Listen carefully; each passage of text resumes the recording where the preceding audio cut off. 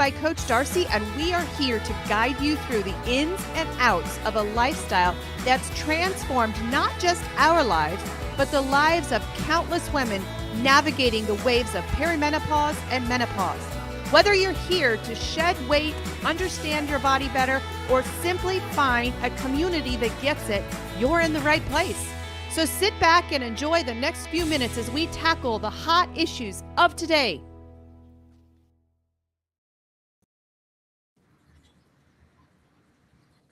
Good morning. Good morning. All right. Good to see everybody this morning.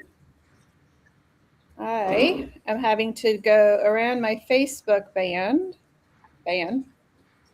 Still? Yep.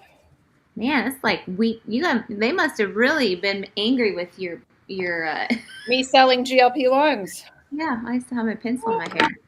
Oh, so I have to take a couple of seconds here to share and just give us 1 second here. Here we go. Share to the groups and share to my private page. That is Van. Yeah, it is so annoying. And there's nothing you can do. There's no backup. I appealed. Nothing works. So we carry on. Good morning, everybody. A way around it. There is. Until they find it and say, oh, you shared Coach Darcy's post and there's your face on her visual. Morning, everybody. It's good to see you. It's a Tuesday morning. Still snowy here. But yesterday I did hear some drips outside. So those gave me a little bit of hope that maybe spring is coming.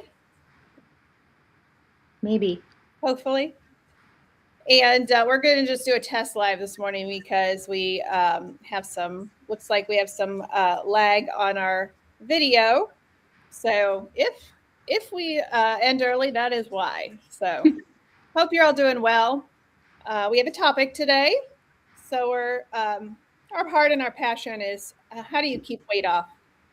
When you work so hard and you you do all of the things so you think and you fail, constantly fail. It's just the diet culture we live in. It's the diet loop we've been on for years and years.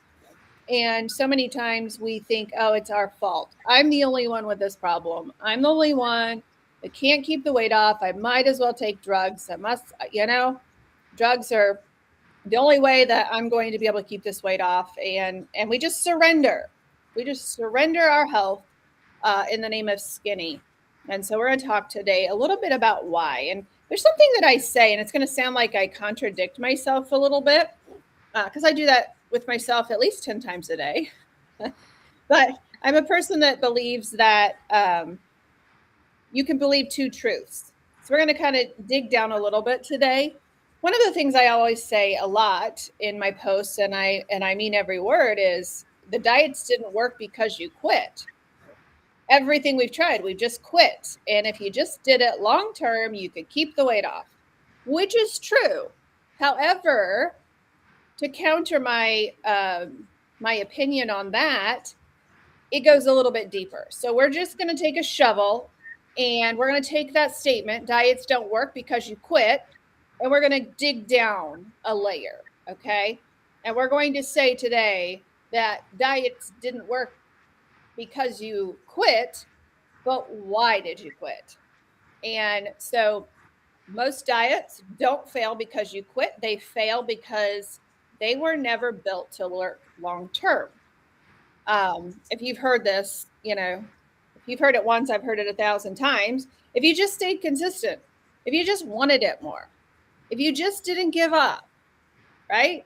We say it all the time. And now there's a portion of truth into that.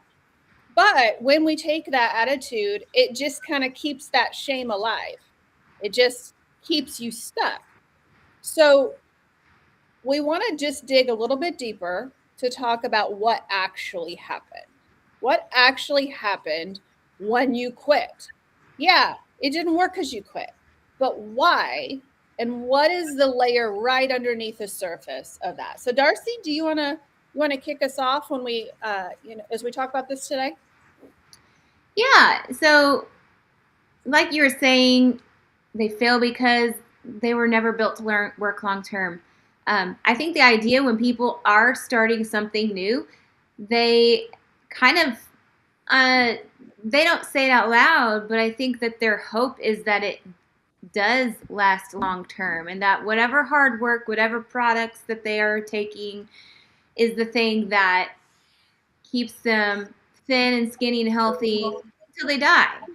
But that's not what the diet culture tells us. It tells us something else. It says, well, if you just stayed consistent, you wouldn't have failed this. Or if you just wanted more, you wanted it more than what you are saying that you wanted it. Or if you just didn't give up, which was like the initial, like if the quitting part, if you just didn't quit, that story and that cycle is why people keep in that same cycle of it keeps shame alive, and it keeps people stuck because they keep repeating and having hope that this one finally is going to be the thing that works. This is finally going to be the thing that gets me out of this pit of despair that I've been living in.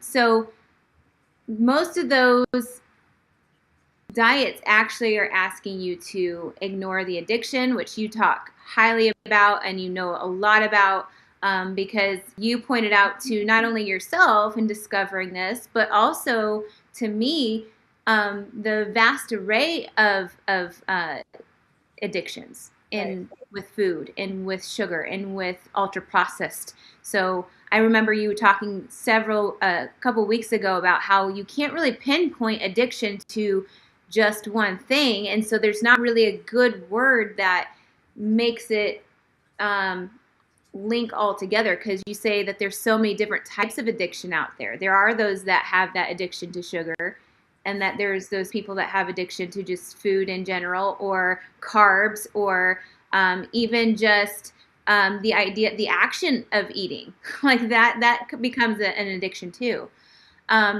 Also, most diets ask you to override hunger hormones. Listen, when you age, you're just screwed. You don't have that metabolism like you used to when you hit a certain age. But the next one is fight stress with willpower. Well, we all know we're not born with willpower, so how do we have willpower? Then the next one is to restrict harder when your body resists, and that it's not discipline. Right? It's a setup of a biological setup for failure right there. All of those right there is because we're just expected to know all these things when we do a lifestyle change, right? Right. Yeah. And so what people do is they get on this little fad diet. They get on this little, if I just follow the rules and, and do the things, then it's going to work. I'm going to white knuckle it. Thing is, they lose weight when they're white knuckling it. They lose weight. They start to feel good. They start to feel sexy. The scale is their judge, not their coach. And they take their affirmations from that scale when they're white knuckling it. And then, they feel powerful. They feel good. They're like, yes, I found the Holy Grail. It's going to work for me, until the cracks appear. Until you're asked out on a date, until you have to go to that baby shower, and then you have to break the rules. And the cracks look different for everybody. For some people, for a lot of our clients, a crack occurs when they avoid the coach, when they stop coming to group, when they hide because of shame, or because they think they know why their body's not reacting to weight loss, so they start to hide. Then they start to not track their food.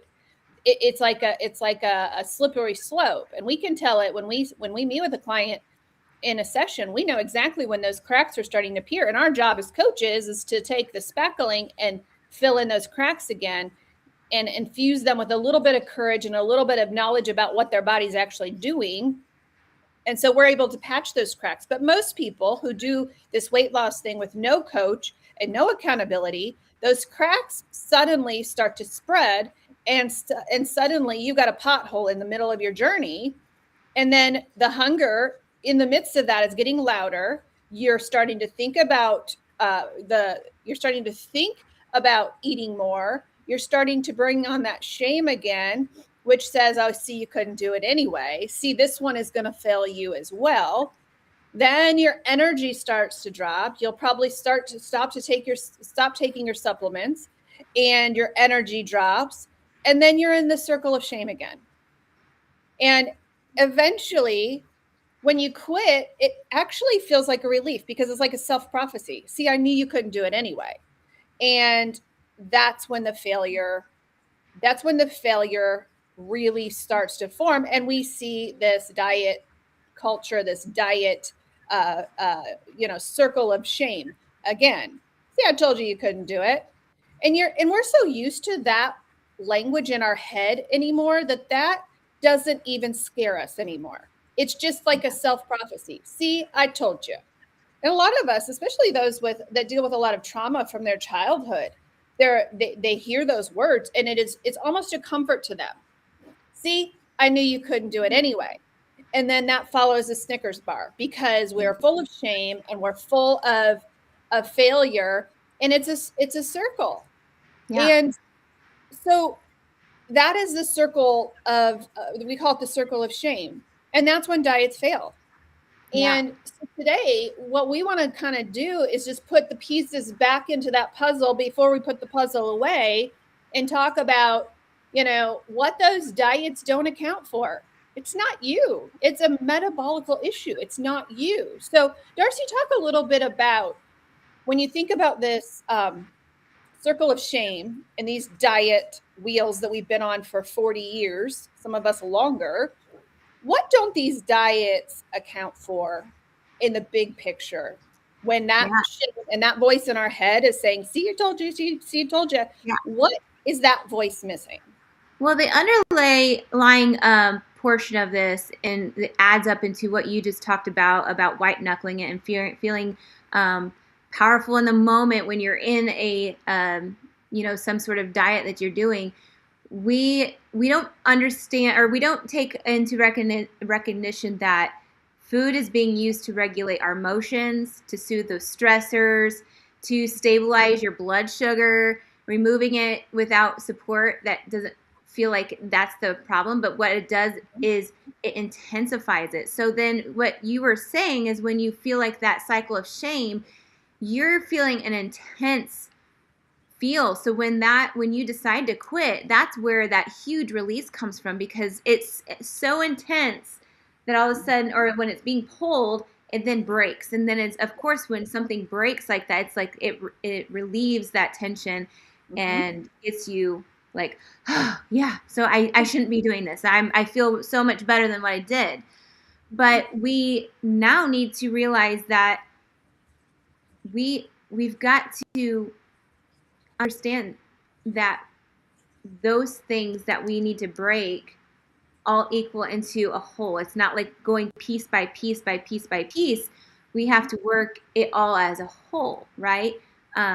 Like our body is not just individually working one piece at a time. Your pancreas isn't working alone. It's working with the kidneys, and the kidneys are working with the pancreas, and then the stomach also has a big part of all this.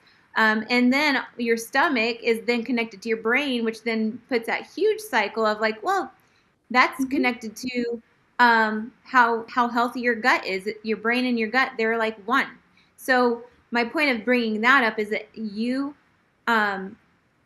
usually when you are dealing with a lot of things aside from food, if you're taking food out of the picture and you're dealing with stress, you're dealing with all those emotions, and we are looking for something constantly to soothe those issues.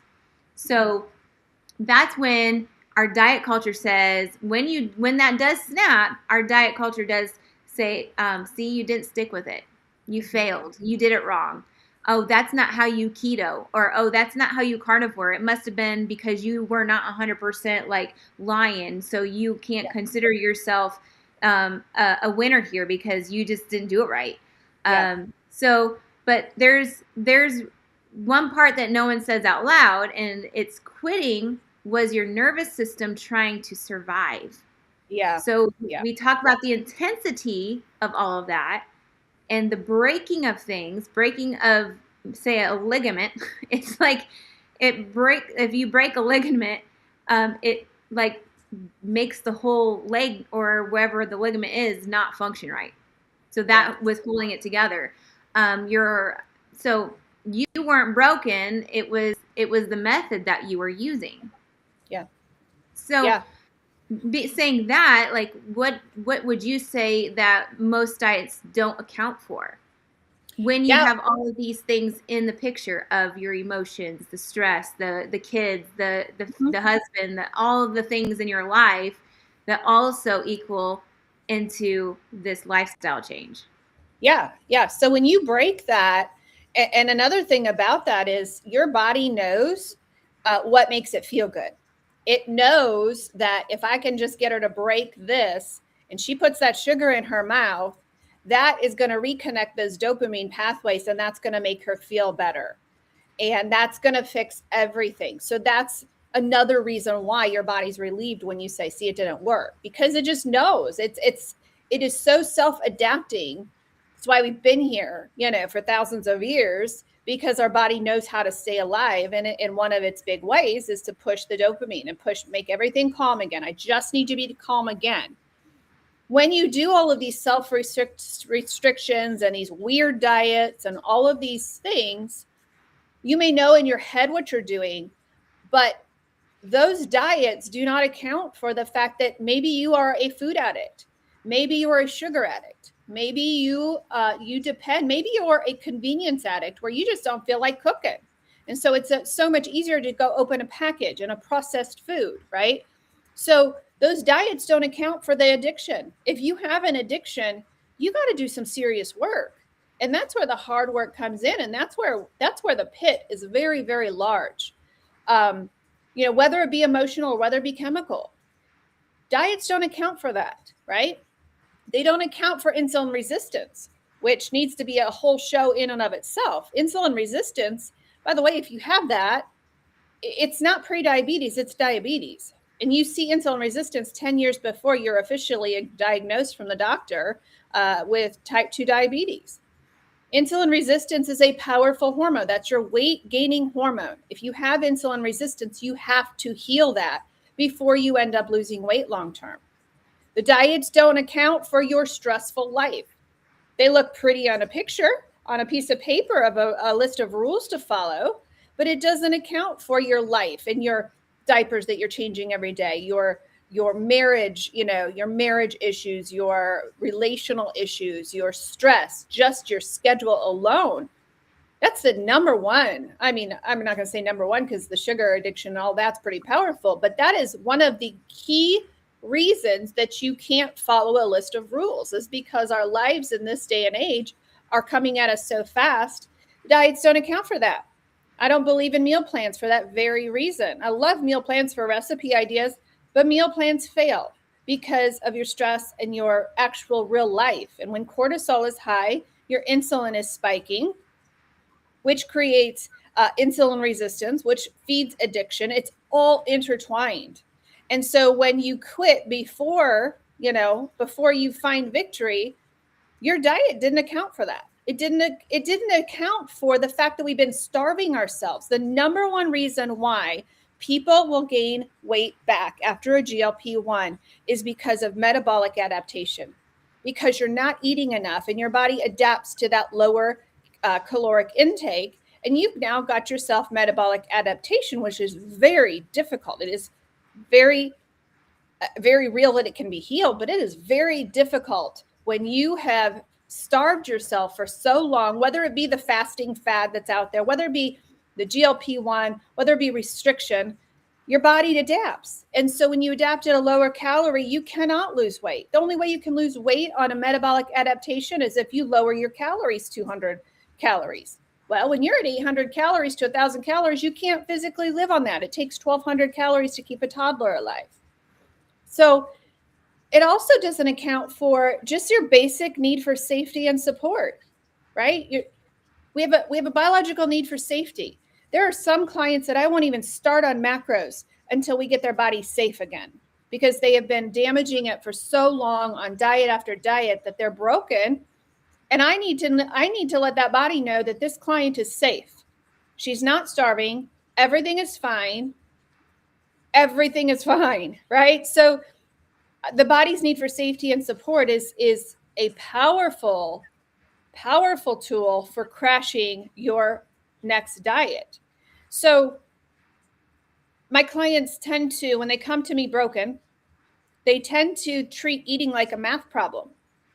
And if I just eat less, I'll lose weight, which some of them can't eat less because they're already starving themselves. And so it's a math problem to them, instead of opening up their vision scope to see, okay, I am struggling with food addiction. I am struggling with insulin resistance. I am struggling with my life being out of control. And so when all of that is ignored, it pushes you back. It gets you in that cycle of dieting again. That's why people yo-yo diet. That's why people, that's why they fail. And so that is a big, powerful tool. If you just widen your scope a little bit to understand that this is a whole body issue, right? Yeah. And I think we go through these situations because, we go stay in these cycles because, I'm so weak at this. I have so many temptations in my life. I can't focus on the social aspect. That I feel like the more I am a part of this program and as a coach, I see how much the social media, how much the social aspects, even the people that live in your household, can define like if you're going to do great or not. Yeah. If you are going to listen to what the world is telling you versus what you know about you. You know yourself better than anybody else. You know how your body works as long as you give it an opportunity to learn about it. That's why I'm going to bring up the CGM program. Like I love our CGM program because it gives us a window into understanding how your body works best, what your body needs, not the person next to you, not the person in the same room, not the person in the other office that has lost 100 pounds. Yeah. You have to be able to understand the data about yourself. And I think that's why a lot of diets fail, because we aren't given a good foundation when it comes to how to change our lifestyle. Yeah. And this series isn't about another diet. This one is about understanding why quitting makes sense, why we quit. Yeah. Why do we not always think, oh, this is really hard, I guess I'm done because I clearly can't do this, or why fast fixes backfire. Right. Those quick shots, those quick pills, all of those things are not a long-term foundational lifestyle change. So once you get off them, once you decide I'm broke, or once you decide this isn't actually working for me, it backfires. Right. You go backwards because you didn't fix the foundational portion of your lifestyle change. Yeah. And then the other one is huge. I think addiction and it has to be addressed for sure. Yeah. Like I learned a lot about myself when I learned how I work mentally in society with people around me, and how certain things in the past and how I was raised affect me to this day, and how those pieces are so important in realizing that I am a food addict of some sort. Right. A volume eater. That's kind of like I think you say you're a volume eater as well, and I feel like that's where I am. But I wouldn't have known that just starting in on a program that says, hey, lose 30 pounds in 3 months, and then you can be done. And then what? Also understanding that why metabolism must be repaired. It must be, in order for your body to feel safe, like you were talking about. When your body does not feel safe, it's going to be like, well, yes, you are giving me food, but it's not enough energy for me, so I'm going to store it somewhere else. Or it's used to you eating 3 to 4,000 calories a day, and then you jump it down to 800. It's like, whoa, what the heck? Yeah. I have all this body fat to lose, but I am not giving you any of it because I don't know when my next meal is. You have deprived me of all this nonsense. Mhm. And then, so once you are able to then do this in a foundational way where you know your body well, you have the data about yourself, you know how much you need to be consuming, it starts to repair itself. That's why when people get on this lifestyle, a healthier lifestyle where they nix out all the ultra processed food and they focus on, zero sugars even, they notice that their body feels so different. They start reversing and not needing those medications. Like, to Yeah. me, that is their body being like, oh, well, I can function properly now. I don't need this help anymore. Yeah. Yeah. And here's the key with that, Darcy, is so many times we're a black and white society, and I know there's a word for this, but I know my lifestyle is stressed. I'm just not going to go into any social situations. I can't, if I'm on a diet, I can't go into any social situations. And so I'm not going to go to that. I'm not going to go to that baby shower because I'm just going to fail. And we take a hot or cold aspect when in fact what we should be doing is, okay, no, I am going to a baby shower today. I know there's going to be cake, mince, and punch. What am I going to do? Instead of not going, we're so dramatic in this day and age. I've always been dramatic. And so this is like speaking to myself. Well, I'm just not going to do it. And what that does is it isolates you from life if you actually stay home from these events, instead of saying, well, how can I get around this? What can I do? Can I go to that baby shower? Can I eat a meal first before I go to that baby shower? And then socially, when I get there, I'm going to go grab myself a hot cup of coffee. I'm going to put a lot of cream in it. And I'm going to sit there with this cup of coffee in front of me, sipping and listening to your stories, knowing that I already fed my body. So I'm not needing anything. I'm not going to compromise while I'm here because I know what that sugar is going to do to my body. And I know I'm a food addict. I know I'm a sugar addict, but I can't sit here, socialize with you, and enjoy myself. And then if I'm hungry when I get home, I'm going to go grab a keto treat. I'm to the point, I don't care what people think. I am in the, and I think you have to be maybe 48 before you enter this stage in life. I think that's probably the age that we do not care movement. Yeah, I am there. I do not care what people think of 40. my opinion. Huh? It's actually 40, but I've adopted myself into that a little early. You can come in our club. You've done all the things to come into the club. So we will wholeheartedly invite you into that. Thank you. I don't care what people think of my opinion anymore. I don't care what people think of the way I look anymore. I don't care. I simply don't care. So I am to the point where if I'm going to a baby shower, I'm going to throw a Lily's chocolate bar into my purse. Don't do that in the summer, by the way, because you'll forget about it and you'll have a mess.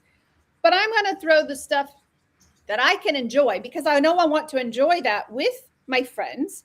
And I'm going to pull that Lily's chocolate bar out and I'm going to eat a piece of chocolate with my coffee.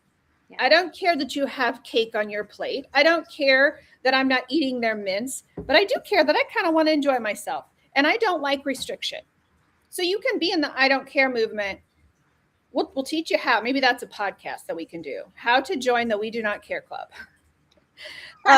Because you get to the point where you just don't care, especially if you've pushed through that diet culture attitude of I'm going to fail.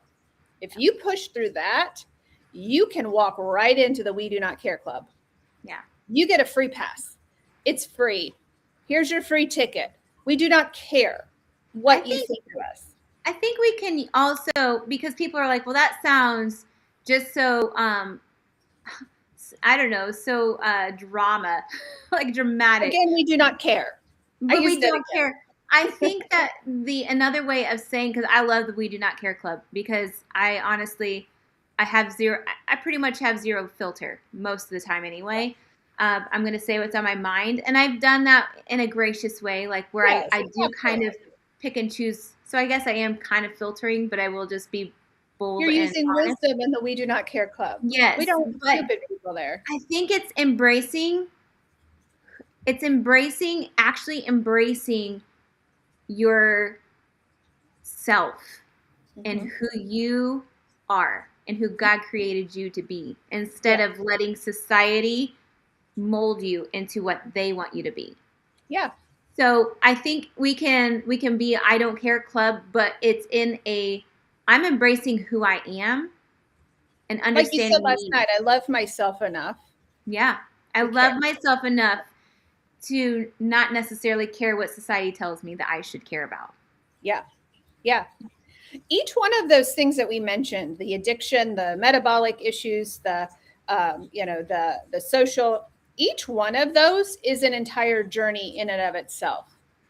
It's an entire session on how to deal with each one of those.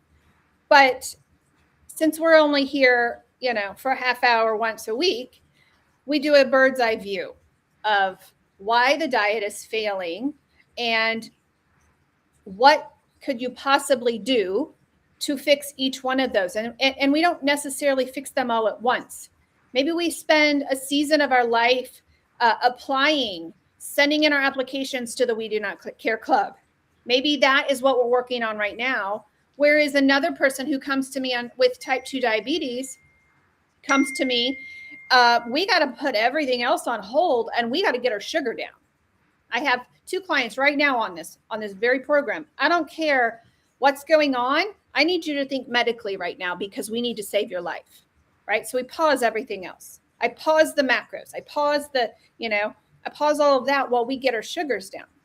So we want you to know that, yeah, you failed diets because you quit.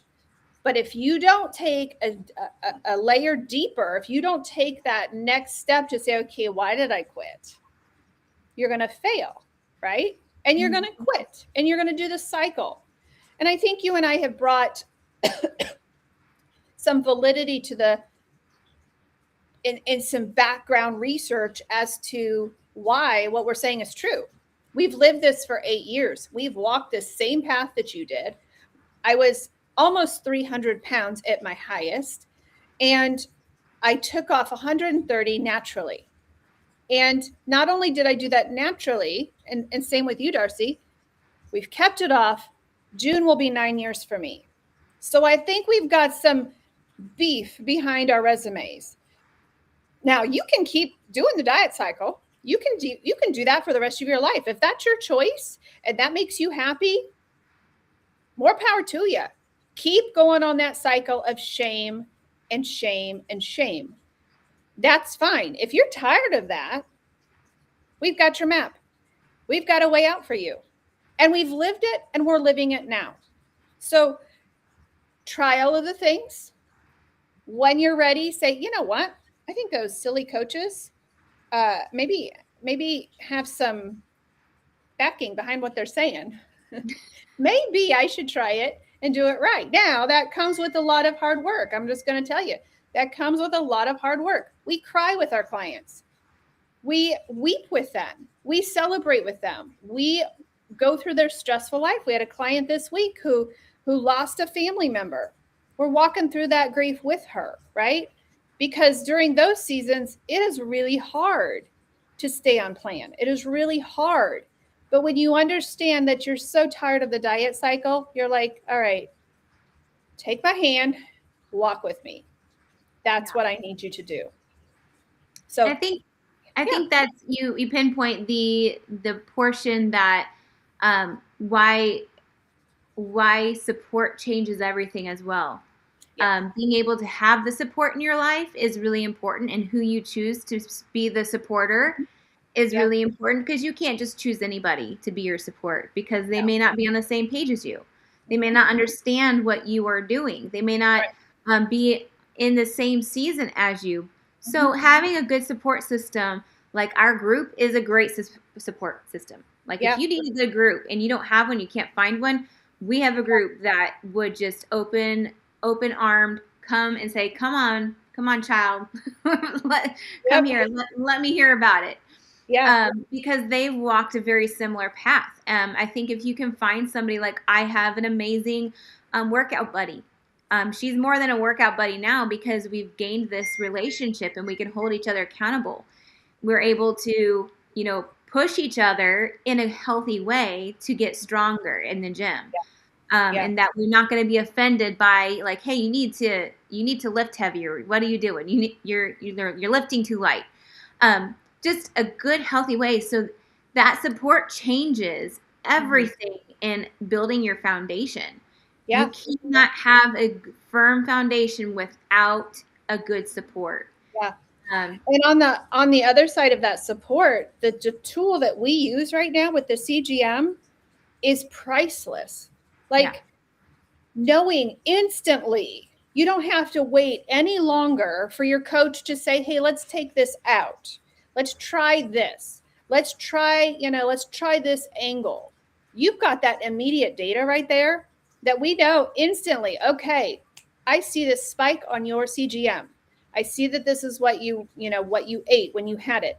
Let's do this. We have that immediate. So we not only have the emotional support, the peer support, but we have the tool that gives us immediate coaching direction. Because before, all you and I had was, okay, I think this may be impacting your body. Let's try it for a week. Let's try removing this for a week and see what happens to the scale. And all we had was the scale. Now we have live data on that particular body so that we know, okay, this is it. Let's remove it, right? Not only let's remove it, but let's replace it with something else that gives you joy. That's just as important as well. So we hope this has been encouraging to you today. Some of ours are, hard balls. Some of them are just, hey, have you thought of this? Have you thought of, do you really need support? Do you need to do something to stop this cycle of gaining? And how do you know you're on the cycle? Well, you try something, you restrict, you lose weight, you gain it back.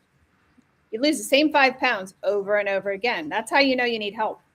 And that's just data that is black and white, right? Mm-hmm.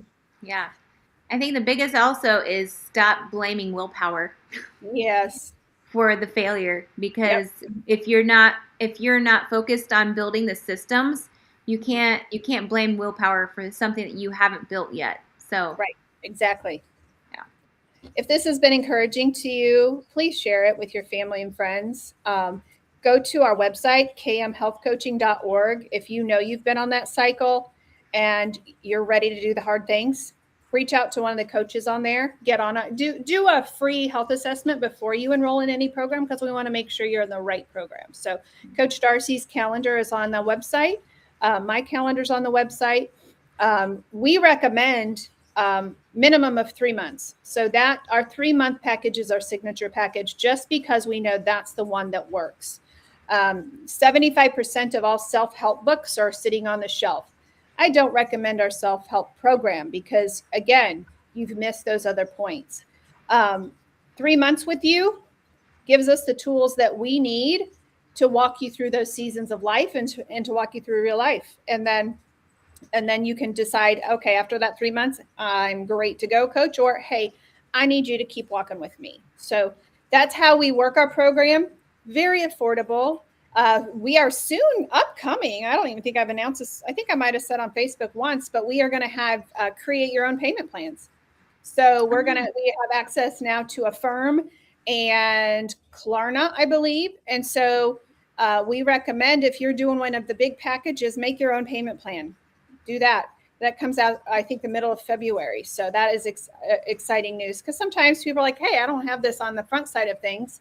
Can I make payments? And now you will be able to do that. So we're pretty excited about that. And another thing is that we are back on the podcast. If you've missed it, we have season 2, and then we have an episode. Well, we have episode 2 coming up this Tuesday. Yep, tomorrow morning. Tomorrow? Are you sure it's tomorrow? Tuesday podcast. Yes. She's thinking. She's thinking about what day tomorrow is. Yes, it will be out tomorrow. On Wednesday. Tomorrow's Tuesday. Oh, you're right. Okay. Wednesday. Oh my gosh. So Tuesdays, we have a podcast release. I think today is one about the busy season for you tax gurus and law firm people. So this one's for you. That's right. It did come out today. Yes. Go over to Beyond the Scale, Weight Loss and Wellness, and you will find a tool guide for CPAs and attorneys or anybody else who's busy. So yes, thank you for getting me on the right day. It just feels like tomorrow is Tuesday, but it's not. No. All right, guys, it is so good to see you again. Let us know if we can help you, and we will be back on next Tuesday at 11 a.m. Eastern Standard Time. Take care, everybody.